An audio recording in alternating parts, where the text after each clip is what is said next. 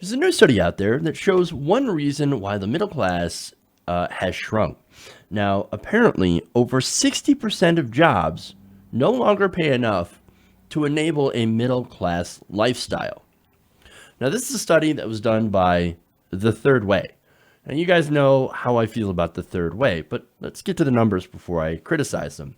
Apparently, according to the study, 62% of all jobs fall short of a middle class standard when factoring both wages and the cost of living in places where these jobs are located. Now, of course, location matters quite a bit when it comes to wages and compensation. So they look at places like LA, New York, San Francisco, very, very large places that, yes, well, the amount of money that you get there for a job is actually great. In that area is not so great because the cost of living is so high. The cost of rents is so high. The cost of owning a home is so high. So it turns out to not be great, even if people start out with, for example, a $15 minimum wage in San Francisco, they still can't afford a house. They still can't afford an apartment. They still can't afford, things like food and entertainment and transportation and things like that. So that's what they're saying. Now, Third Way. Now I can criticize them. I actually can't stand the Third Way. What they advocate for is for so-called centrist positions, centrist solutions to our problems, i.e., more corporate-friendly tax cuts, and of course, deregulation of industry. Now they call them they're being called by USA Today a center-left think tank.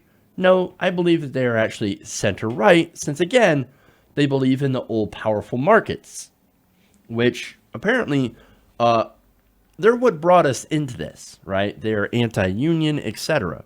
So now, but what they're saying here is the major cause of this, of these wages not being high enough, is that there's just not enough opportunity. Quote, Jim Kessler, Vice President of Policy for Third Way and editor of the report, says there's just not enough opportunity in this country. There's an opportunity crisis.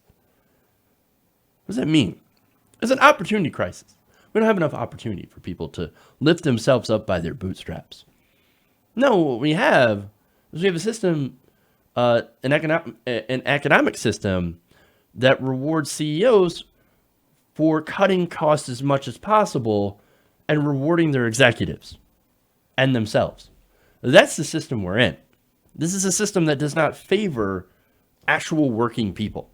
So they're wrong. This is not an opportunity crisis. It's a economic inequality crisis. Now, furthermore, though, Kessler writes, this explains some of the economic uneasiness and, frankly, the political uneasiness, even amid the most robust U.S. economy and labor market since before the Great Recession of 2007 to 2009. It's so robust. Really, how robust is it? Well, they tell, the jobs numbers are fantastic. They're actually incredibly low. And wages are up 3%. Oh my God. Inflation is 2.7%. Pretty much any of the gains that wages have seen have been eaten up by inflation. Wages have been stagnant since about the 1980s. But no, they think not enough opportunity. Oh, no, here's the thing. Wages are too low because Congress refuses to raise a minimum wage to a living wage. And look, and I'm saying that wouldn't even solve the problem in places like San Francisco and New York and LA, because a living wage of $15 an hour actually isn't the living wage. Now, more notable findings here, right? 30% of jobs are considered to be hardship jobs, meaning they don't allow a single adult to make ends meet. That's why you see, of course, more households having two working parents instead of the traditional one parent goes to work, the other parent takes care of the kids, right? Both working adults, and then they barely get by. Not only that, but 32% are considered living wage jobs, right? That's enough to get by, but not to take vacations, save for retirement, or live in a moderately priced home. Remember, this is what we're actually asking for. A living wage, just enough to live on and not take fancy vacations. And yet, of course, people who are opponents of a living wage say, oh my God, I can't believe these burger flippers actually just want to live. They don't take vacations. They don't live in nice homes. Look, they're barely getting enough to be able to survive. That's what we're literally asking for. I know, right? And they pretend that we're asking for the world, for a $15 minimum wage. Because when you think about it, when you actually look at the numbers, $15 an hour just comes out to $30,000 a year. That's not even that's not even middle class. Not even middle class. But not only that, talking about the middle class, 23% of jobs are actually middle class jobs that they allow for dining out, modest vacations, and putting money away for retirement. Some money away.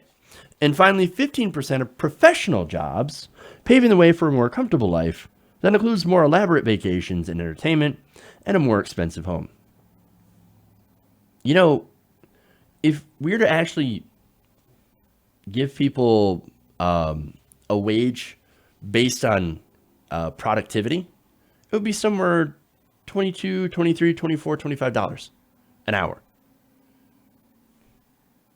That's where we would be at. And again, we're just asking for $15 an hour for most of the areas in the country. And I know it varies by city and by state and, town, etc., county even. But $15, basically, excepting these large cities, is what most of the country can actually live on. And so I think what we need to do is actually have it scale in different places. But asking for 15 is basically just the minimum. And that's why they call it a minimum wage, right? Now, look, there's another reason too why we are in the predicament that we're in, and that's the decline of unions.